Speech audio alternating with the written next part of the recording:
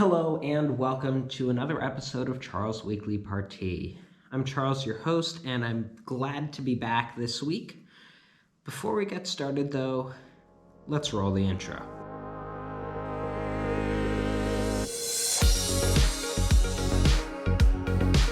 Alright, so last week, if you followed us on Twitter or on Facebook, you probably would have noticed there was a little post that ended up being released about not having an episode. So I do apologize for that. That was entirely unplanned. There were way too many things happening, and at the end of the day, it was best for the podcast to wait a week for an episode. On the bright side, there are enough weeks left in the year to finish off the schedule, albeit I don't have any more unplanned vacation days available, so this is definitely going to be interesting, but that means that through the end of the year, there will be a full set of episodes, which I'm absolutely happy for. This will be the last of the regular episodes. So the next two episodes will be a little bit different, sort of special features, and then the season finale, which is slated to be released on December 27th, will have a little bit more of a holiday theme to it, and it will be the last episode of the season. Now, next year will be a new season, and when that starts and how that ends up happening is yet to be determined, but I do kind of like the 40 episodes piece because that gives plenty of time for extra weeks. There are 50, I think either 52 or 54. My brain is not doing well on that today. But assuming that there are 52 weeks, that gives me 12 weeks available that I can have a pause, which occasionally it's nice to have a planned time off, and sometimes it's nice to have unplanned time off, like what ended up happening last week. But it'll be another interesting thing, and I'm so happy to be bringing you all along with me. Now, each episode where I talk about architecture, well, there needs to be some architecture to talk about, and had some difficult choices for the last regular episode, and I settled on the bus terminal in Slavonski Brod, Croatia, if I can pronounce the name right. So it was designed by Sengrad and AVP Architects, and what caught my attention on it really is that it's more designed like a funnel. I mean, if you look, I'm trying to figure out the best way to put it. It's not a circular funnel. This is a rectangular form with, as you're probably aware with bus terminals, you try and have an awning over the area where people are going to get on the bus so that you can get from your waiting spot to the bus without getting wet, especially when it's raining. No one likes to go from the nice dry to wait in a line to get on a bus in the pouring rain. So that's one end of the funnel, and then the main piece ends up being the three parallel enclosures underneath the canopy. So before I go any further, I want to address why this terminal was built. And the main reason were that there's an aging bus terminal right across from it. And renovating that or reconstructing that were not feasible, if anything but impossible. So building a new one was necessary, but the location of the existing bus terminal was a really big plus because it's right there next to a railway station and an overpass. So it's literally in the best spot it can be, so you don't have too much in relocation, you can't reconstruct, and you can't renovate. And luckily there's this nice little area right there that was able to be used to build a new terminal. What really makes this special, though, is that it's a pretty beautiful bus terminal. It almost makes me happy to wait for a bus. You have wood tones to it. You have glass. The canopy is mostly done with sheet metal, and there are a couple of openings in it to allow trees to grow through. And given all of that, there are plenty of spots to just sit there, enjoy waiting for your bus as much as the words "enjoy waiting" can fit into one sentence. And taking all of that and just making it the best version of a bus terminal it can be. Because I know the words bus terminal, when I first think of a bus terminal, I'm not thinking about a nice pristine spot. I'm thinking about a place where I go that I'm making sure that I could still feel a wallet in my pocket, keeping an eye on the people around me, have this weird lighting, everything looks antiquated, have taped up notices saying, do this, don't do this, we don't accept this payment, tickets are final, all that fun stuff, and just not having anything put together really beautifully. Now, when I think of a bus terminal, I can think of something a lot better.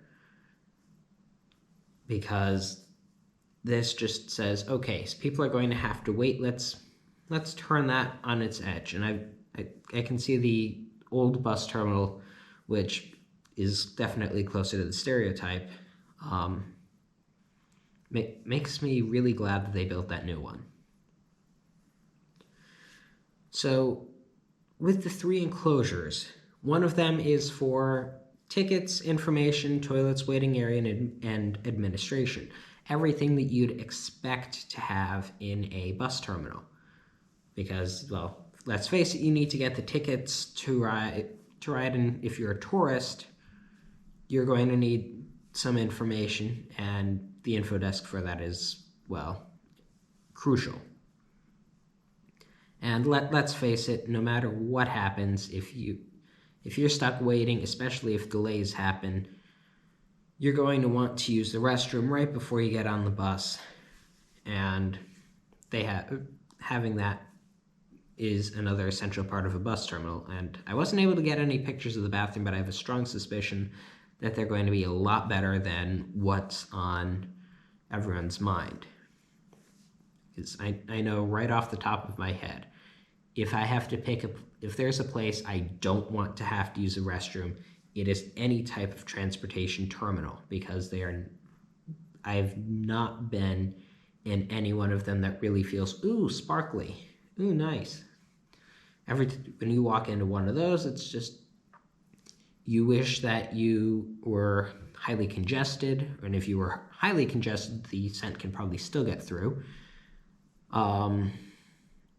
It doesn't look nice. There's usually graffiti or something around. And if everything is in working order, that's a surprising feat. So hopefully this terminal fits none of those stereotypes, and considering it's brand new and from the rest of what I've seen, I don't think it does. Now, that's only one of the 3 enclosures, though. The second has a coffee bar, because, let's face it, we're all happier when we have coffee. And if you don't drink coffee, I hope you have the enjoyable, I hope you can enjoy a nice cup of tea, because they probably have that available at the coffee bar too. And if neither of those catches your fancy, well, I'm sure they sell hot cocoa. A nice hot drink will make people, or cold drink in the summertime, make people a lot happier while they wait for their bus. Last but not least, the 3rd enclosure has a bakery, so you can pick up a nice little snack, kiosk, multi-purpose bar, and technical area, which I can presume is all of the technical infrastructure that's keeping the bus station up and running, because there are screens underneath the canopy that can demonstrate or can show here's the bus, here's what lane or what spot it will be at. So you can easily navigate the bus terminal.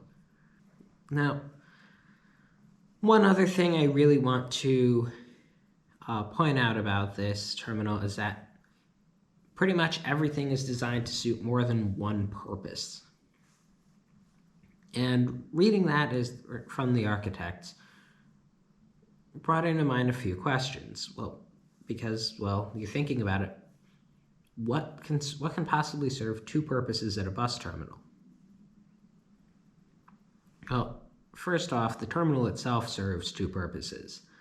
You can wait for your bus, but you can also get the things needed for the bus, because you can't ride the bus without a ticket, and it provides a nice spot for you to wait, which means it's doing two things at once, which is something you'd expect from any type of terminal. If you went into if you go to Grand Central Terminal, you can find a lot of places to go sit down and wait. I'm not saying that they're all going to be unoccupied because it's a bustling place, but you have a few. Moving along, the benches. Benches are seen as a place to sit down and wait. And it's also an area to sort of socialize. Maybe you talk with someone. If what's the name of the movie?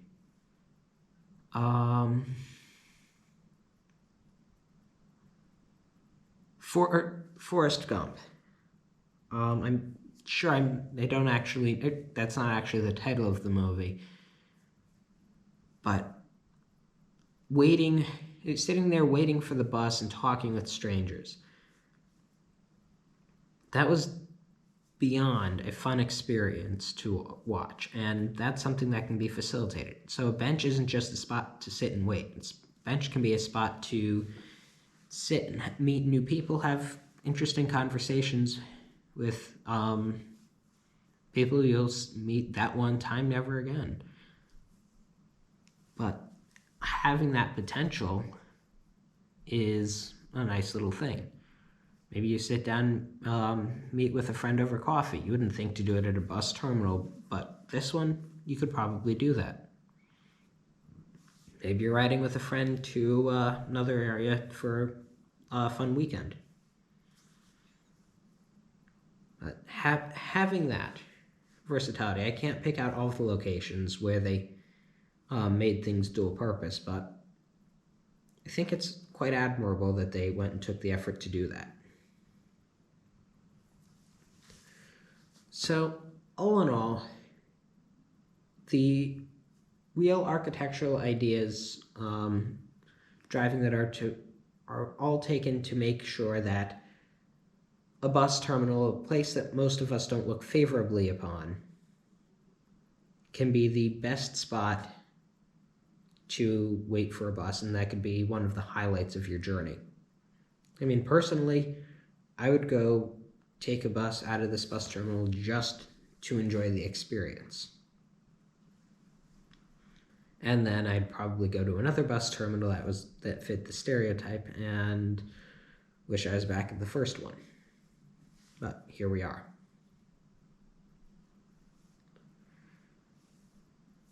But eventually, the bus must leave the station, and the bus that is this episode must move on to the next stop, which is the fact that the Federal Trade Commission is suing NVIDIA.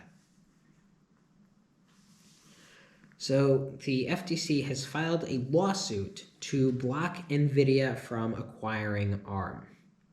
So this has been a deal that's been talked about for a little while now, and both regulators across the globe and rivals are both questioning this deal because there are so many things riding on it.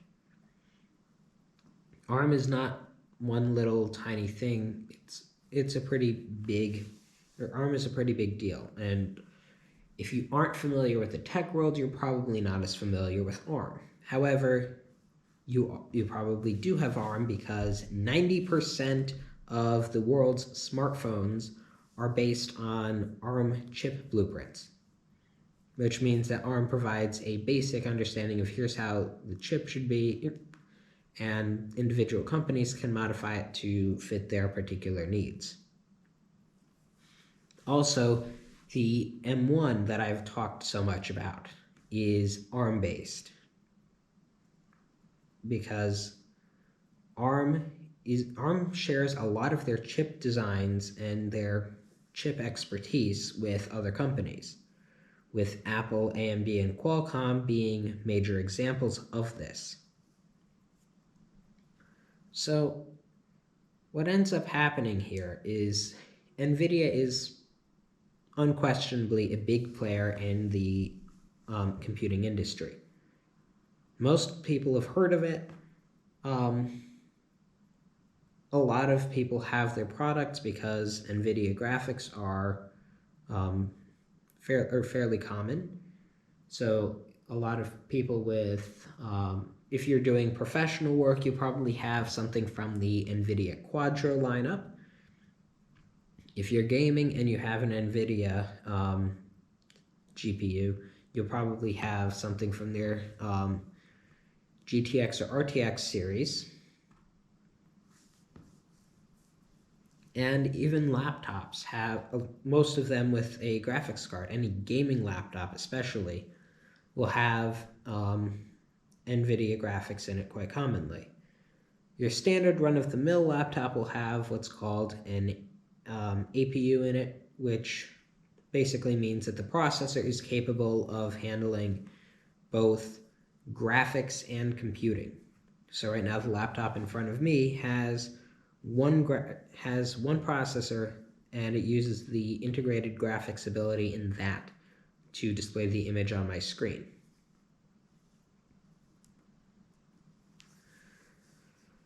Now, my thoughts on the situation are actually kind of tricky. Because, yes, I see that they're a big company, but NVIDIA and ARM have also said that most of the concerns that are being expressed won't actually happen. So one of the big concerns is that I think what the FTC alleged was doing this is going to reduce competition and make it so that there are less choices for the end consumer. I don't think that's quite going to be the case, because if you look at ARM already, it's really across the board. Having some of the biggest companies in the world that are already using them. All of the new Macs are all ARM-based. And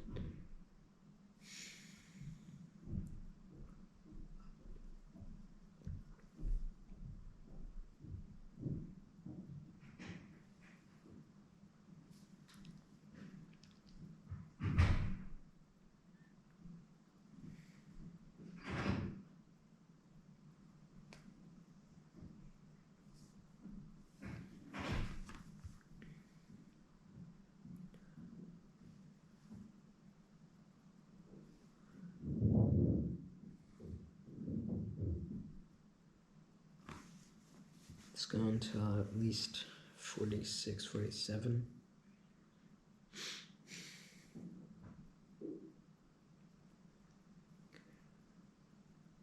Here's the thing.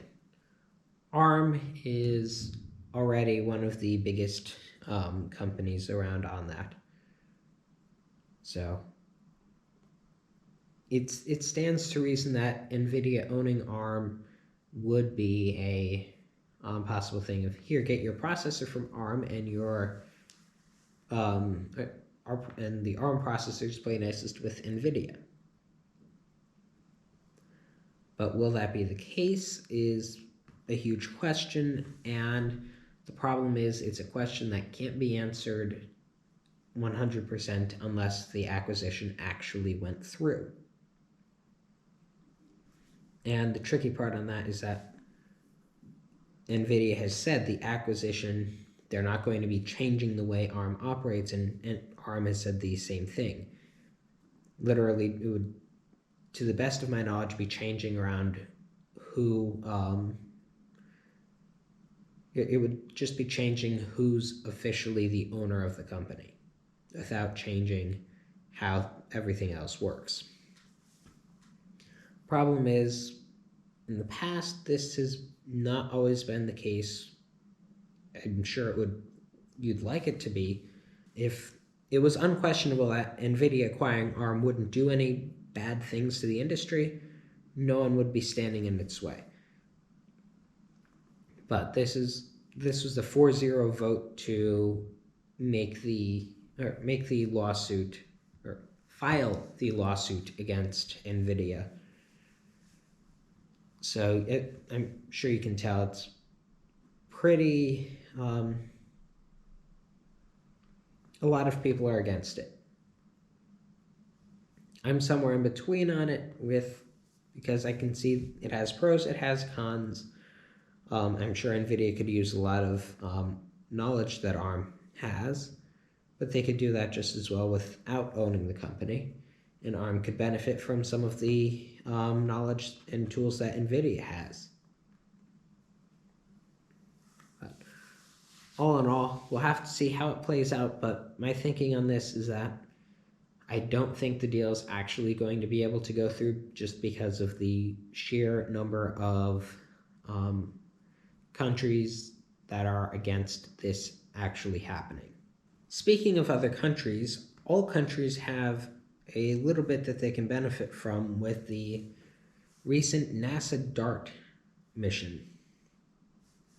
So I'm realizing now that I didn't note out what the acronym was for DART, but basically the goal is to have a spacecraft that can redirect an asteroid.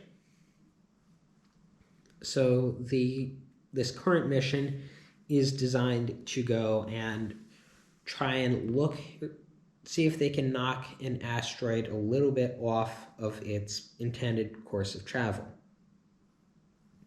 And the reason for doing this is to attempt to determine if we can use such a measure to protect the planet against extinction threats posed by asteroids.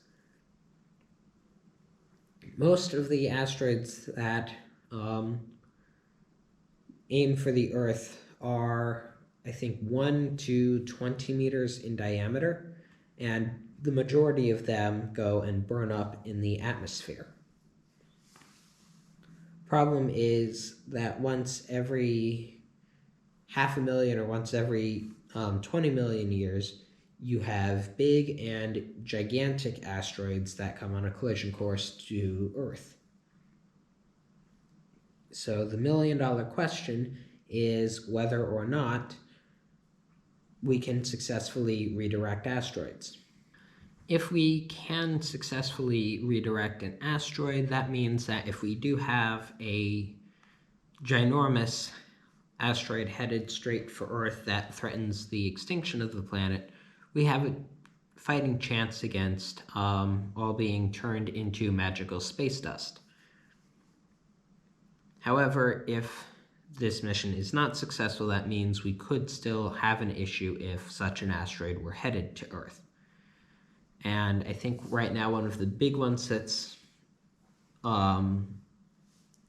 being noted as being relatively close by, I think NASA has said has a 99.437% sure that it's not going to hit us. So the test that they're doing is simply on an asteroid that won't cause any harm, but to see if it can change the orbital by just 1%. I know that doesn't sound like a big number, but in space terms it is. 1% off of its intended course can eventually grow enough to completely change where it was going to go. And if you can do such a thing, then you can send an asteroid that might otherwise be on a collision course with Earth to collide with something else. So the spacecraft itself is about the size of a golf cart, and they're not going for I don't remember the size of it, but I don't think they're going for the biggest one known to man. But this is something that caught my eye, and I think it'll be interesting to follow, because if we can successfully redirect asteroids, that means that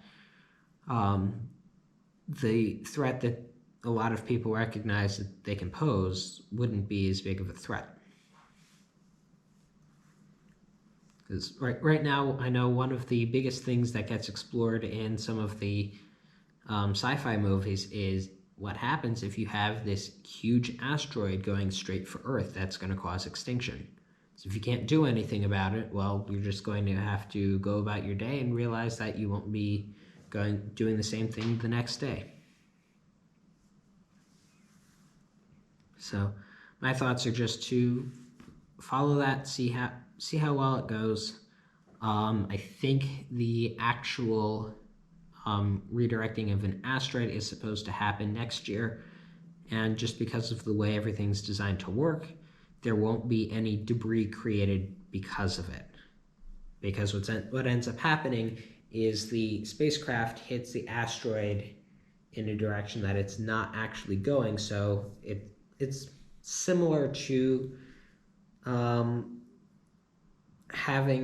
if you have a bumper car, one stopped but doesn't have the brakes on, and you drive another bumper car into it, the two are going to keep moving, but not with the same force and direction as they were originally. To tie this episode up, I'd like to finish up with the cable issues that the Pixel 6 is having. So the latest in a long string of complaints about the Pixel 6, I believe there was the, they had what was called Flickergate. They had issues with the fingerprint sensor, and now it's having issues with charging on some cheap cables. And the big complaint is that there's no error message, as with other devices, that, hey, you plugged in something that's not going to work, but the phone just basically doesn't acknowledge that you plugged anything in. So I can get where that ends up being frustrating, but the big thing that ends up being frustrating is when charging cable issues happen after not including a charger in the box. And I think I said this with Apple's iPhone release. Apple, Google, and Samsung have said, hey, we're reducing waste by not including the charger because a lot of people don't need the extra charger.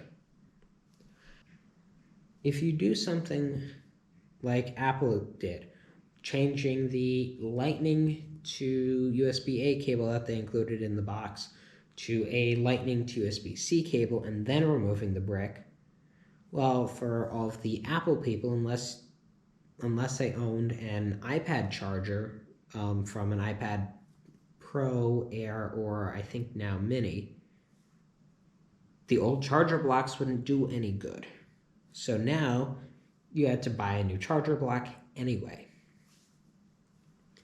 And my whole criticism on this is, yes, you can have the option of don't include it in the box, but I think it should be an option that if someone wants to have a charger block, or maybe they're getting their first phone, and so they say, hey, I'd like a charger.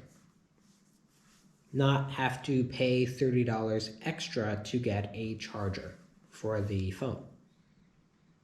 Because when people are faced with that choice, do I buy the $30 charger from Google for my Pixel 6, or do I get this $5 charger off of some brand on Amazon, or something that you see in the convenience store? Why not get that? And for most people's thinking, that ends up being more beneficial because, hey, if I spend $6 on this and it works, I've saved a bunch of money. If I spend $6 on this and it doesn't work, oh well, I didn't get the $6. I guess I have to do the original $30 solution, but now at least I know it doesn't work. But the big problem is that it's not really saying, hey, you're plugging in something that doesn't work. It's just the phone saying, oh, I don't think you plugged something in. No, I plugged something in. No, you didn't. Just because it doesn't have the necessary specs to properly charge the phone. Now, I do not own a Pixel 6. However, from the research that I did, the easiest way to work around this issue is if you don't want to buy the original charger from, what's the name for it? Original charger from Google, which will set you back $30. If you have a charger or charging brick and a cable that are capable of power delivery, that is the most likely bet that you have of the phone charging. So power delivery will enable you to quickly and easily charge your phone, and in most cases for the Pixel 6 it will work. All that being said, I think that's going to do it for today. So I hope you enjoyed this episode. I know it is a little bit interesting, and especially with looking at, I guess, what's going to be the last piece of new architecture and new technology pieces for the year.